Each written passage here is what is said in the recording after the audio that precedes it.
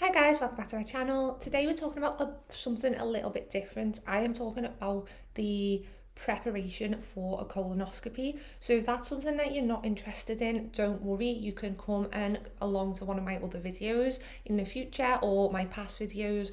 But this is something I feel like really a video needs to be made on, because when I was going through my first colonoscopy previously, I wanted someone just to talk to me about the tips, the tricks, what was going to happen, what about the prep, how does it work, all the questions I had. And when I looked online, there wasn't really anyone talking about it. There was more just lots of people having discussions or voicing their own concerns. So this is going to be all about the prep. I have done a colonoscopy before, but the prep failed. So this is going to be about my failed prep and also my extended prep that I have now.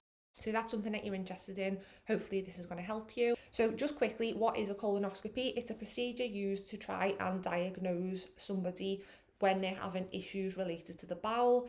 You have a procedure where a wire or a instrument is placed into your bottom and it is spread through your colon, your entire bowel, with a camera on the end, and the doctor is able to see inside of your bowel to see if there's any issues, problems, or need to take any biopsies, etc.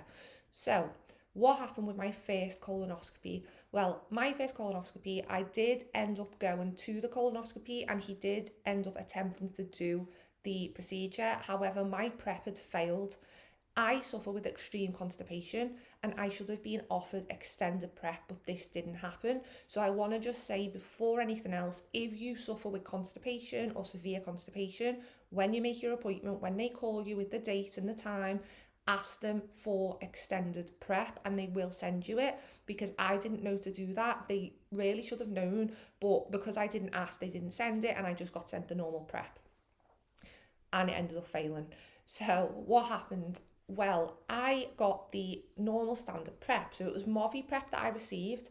When you get a colonoscopy booked, what will happen is in a few days, you will be sent a package. It'll have a lot of information, a booklet. It will have your instructions on, it'll have the food you're allowed to eat, and it will also give you your medicine. I received my instructions and my moviprep, which consisted of one box which had 4 sachets, and each sachet was supposed to be used in one amount treatment. And I also was instructed that I had to go on a low residue diet.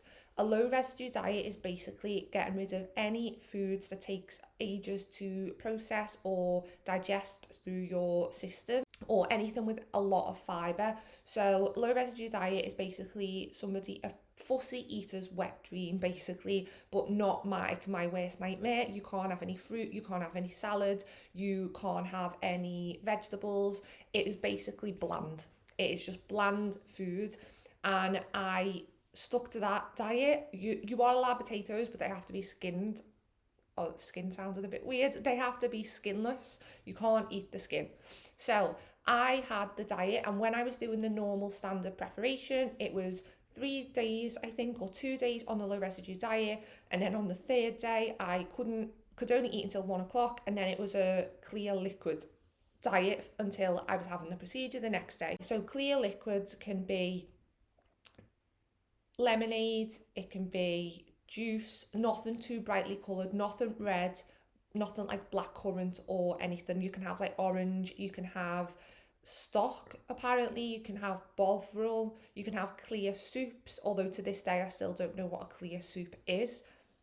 I assume they mean one without actual chunks in, but I just avoided that anyway. So I had 2 days on a low residue diet, and then on the third day, low residue diet till 1 o'clock, and then I wasn't allowed to eat. You're meant to drink plenty of water. Please drink plenty of water. The more water you drink, the better it works. Then previously on the standard prep, I then came home at 6 o'clock. I started my first lot of prep. So you empty the powders into the water. I think it's 2 litres or 500 mils. I think 500 mils of water with the prep. Biggest tip: don't use water, use lemonade. I wish I'd known this when I'd had or tasted the prep previously. One of the biggest reasons why the prep fails for anybody is because they fail to drink all of the prep. and it's because it tastes disgusting. I'm not going to sugarcoat it. It doesn't taste very nice. It is horrendous, and most people struggle to get it all down. I was informed that I could use lemonade because it is a clear fluid. I checked this with the doctor. They said there's absolutely nothing wrong with doing that. There's nothing that's going to get in the way or do anything to the actual stuff that you're using, the medicine or anything. So I used lemonade and it was a godsend. I managed to get that drink down so quickly. I shocked my partner that I was able to just drink it within the hour, no fuss, no messing about. So I drank the hell out of that stuff. Also, each lot of swallowing of the fluids that you do, make sure you're also following that with just plain water. The more water you have, the better it flushes you out. So I did this, and if you've ever spoken to anyone or you've ever had a colonoscopy prep yourself, you will know that usually people say stay as close to a toilet as possible because that stuff will just come flying out. An hour and I still hadn't been to the toilet after finishing the full prep. My partner was looking at me funny, like, are you gonna go to the toilet? Like, what's going on? I didn't feel like I needed to go to the toilet. Nothing was moving. And eventually I just went and sat in the toilet anyway. Another tip, take your computer, laptop, anything fully charged that you can watch something on, take a book, things to distract you because you will be in there a while. I was in there for a long time. However, I knew almost straight away something wasn't right. As I said, I hadn't been to the toilet for an hour. Once I sat on the toilet, I was managing to get some out. And yes, it was, I'm going to say it was watery with chunks, if that makes sense. And if you don't want to hear about poo, this was the wrong video to come and click onto. But yeah, it was watery, chunky, but it wasn't, as I was promised, an absolute explosion. It would stop and start. There was sometimes half an hour, 40 minutes. I felt like I was really having to force this poo out, which was supposed to just be leaving my body. And I stayed on the toilet for hours. So I started the prep at 6. I went to bed at 12. I had gone to the toilet a fair bit, but I knew myself it was nowhere near as much as I should have. I knew it wasn't, but there was nothing else coming out.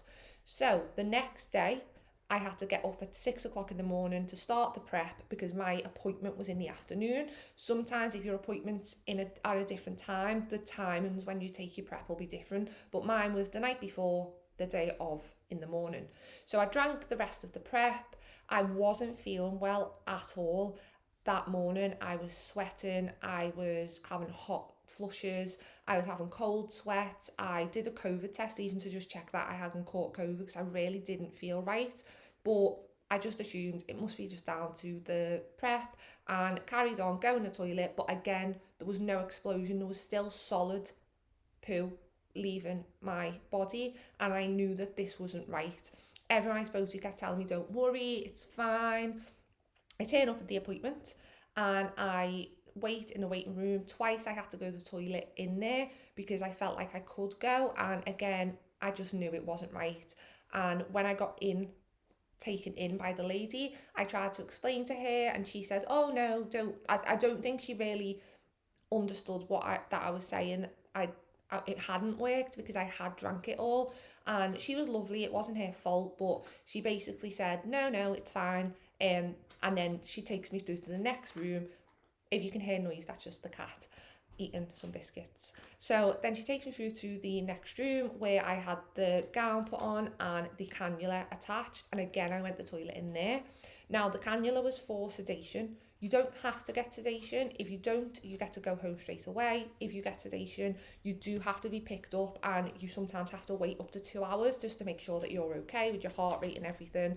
But I chose sedation, and I recommend anybody to choose sedation. It really didn't do anything to me. I just felt a bit more chilled out. Some people react differently to it, but for me, I felt normal. Still knew what was going on. I just was more relaxed, which is super important when someone's sticking a big tube up your bum.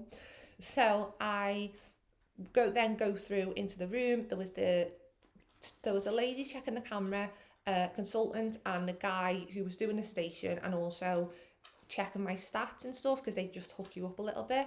They were all lovely. However, the consultant knew almost straight away when he went inside the bottom that something wasn't right. He asked me if I'd done the prep, and I said yes. And I knew at first he didn't believe me. And he said, "Did you finish it?" I said yes, every single drop. And he kind of was looking like, okay, because they get it all the time. It's so hard. A lot of people don't finish the prep. But when he went in, and then as he's going through, there was just so much poo. And I can't explain the embarrassment of lying there, knowing that you've done everything you were supposed to, but knowing this person probably doesn't believe you. And also, it's embarrassing lying there with your arse out anyway, with this man with a tube up your bum. But then when it's all gross and dirty in there, I don't know, I just felt so ashamed. But then he got to a point where it turned out there was an obstruction, which does make sense. I was in a lot of pain previously, and am quite often, and there was not an obstruction, sorry, an impaction which was obstructing the moviprep. So once he got to that point and he had to basically like power spray it out the way, he got through to a section and there was just loads of like moviprep goop. And the lady had said, "Oh, well, there's all the moviprep." So I was glad that he seen that, so he knew I had took it. But also upset because he wasn't able to do the colonoscopy. He had a look to see if there was anything that he could see. There was small things that he could notice, but again, like I said, it was a mess in there. So he said he would reschedule. So we rescheduled. That was a couple of weeks ago. Now I've got my new prep and also my appointment on Saturday. Now, the difference with the old prep and the new prep is quite significant. So for extended prep, I start today, which is a Tuesday, and I have to take my laxatives, normal laxatives, every day up until I have the prep they sent me in the post. I also have to start my low residue diet today. I did a video, or I have already filmed a video on what everything that I've bought for my low residue diet, and I will either link it up in the notes above or I will leave it down below. I might not have uploaded it yet, so just keep an eye out for that video because that will come up in the next few days. But I have the low residue diet and the laxatives from today, like I said, which is a Tuesday, and then I don't have my procedure until Saturday. Now with the prep, they again sent me my nice instructions, which I'm going to go through now with you, and also everything that I need for the prep. So on the 30th of May, which is today, my low residue diet starts. Then tomorrow, same thing, low residue diet, and on both those days I'll take my laxatives. And then on the 1st of June, which is the Thursday, I will have my last solid meal at 1 p.m. on that day. Again, laxative, just take it as normal. Then on the 1st of June, so that's still Thursday, at 4 p.m, I am going to take one of these. Now this is Picolax. I didn't have this last time, I wasn't sent it, but it's a sodium oral solution, and I am going to have one of them at 4 p.m. on the 1st of June, and then on the 2nd of June I'm going to wake up and have another one at 8 a.m. No solid foods, I'll just be drinking clear fluids. Clear fluids meaning water, lemonade, anything that is dark in colour, like I'm trying to pomegranate juice. That was so awkward, but yeah, anything that's dark in colour, you can't have. It has to be clear liquid. I just stuck last time with water, and they say you can have Lucozade to sip if you're going to feel a bit faint because you're not eating enough or you haven't eaten anything. So I did sip on a clear Lucozade as well. You can't have any of the bright coloured ones because it can dye or affect the colour, I think, of your bowel. So that'll be on Thursday, and Friday I'll have the Picolax. And then on the Friday evening, after having the Picolax at 8 o'clock in the morning, I will then move on to one of these, which is Plenavoo. So this looks similar to the moviprep, but it's a different brand. I think it's slightly different.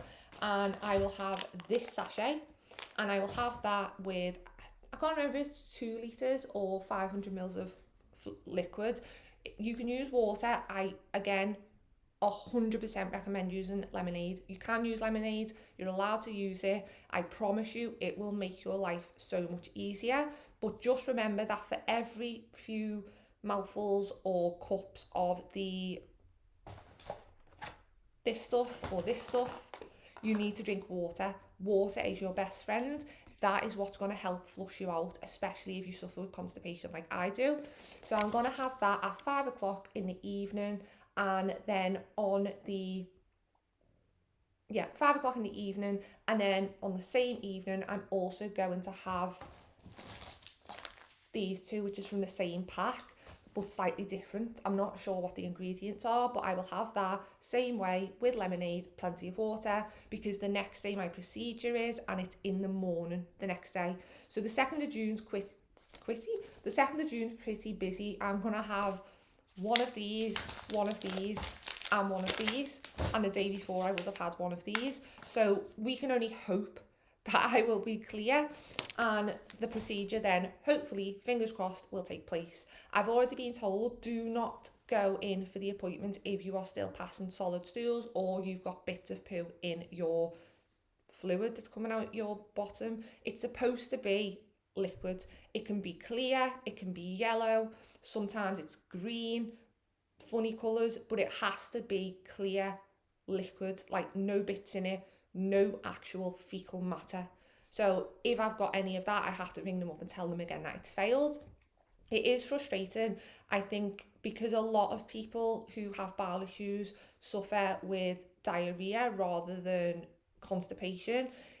The people that suffer with constipation can often get looked down on, not as in looked down on like, oh, constipation, but more they don't understand the struggles, so they assume that when they give us this stuff and it doesn't work, it's because you haven't followed instructions. And there's nothing more disheartening than going through something so embarrassing and thinking that people don't believe you, especially when you, out of anyone, want it to work the most. So I understand, but there are things like we've discussed in today's video that can make it easier. I hopefully will get a clear bowel. I remember saying to my boyfriend when I started all of this that I was looking forward to feeling what my bowel feels like empty, because I don't remember the last time I felt like it was empty or not in pain. Obviously the pain will still be there, but it should hopefully be empty. Now that is the extended prep for me. Like I said, it can be different, I imagine, from hospital or country to another. So don't worry if yours is different to mine or your instructions are different as well. There are different brands, different times, so different procedures even that people have to follow in different countries or areas. But that is my extended prep and also the normal prep that I had. I'm going to document this extended prep journey, so keep an eye out for that. And like I said, I'll upload my low residue diet food that I have filmed as well. That is everything for now. I also do videos on mental health, taboo topics and commentary sometimes, so please do stick around and subscribe. I would really love to have you join this little family that we're building. That is everything for now. If you are getting a colonoscopy or you're starting your prep journey, I wish you all the luck in the world. Please leave comments down below about your own experiences, but try to keep it positive or nice. They don't have to be positive stories. If you've had a negative one, be honest, but we don't want a scare tactic. We don't want to turn it into a pity party. I just want people's honest, true opinions, and hopefully we can help each other out. The more that we talk about it, the more that it's going to help people. So that is everything for now, but wherever that you are, I hope you have a lovely morning, day or night, and I will see you again next time. Bye!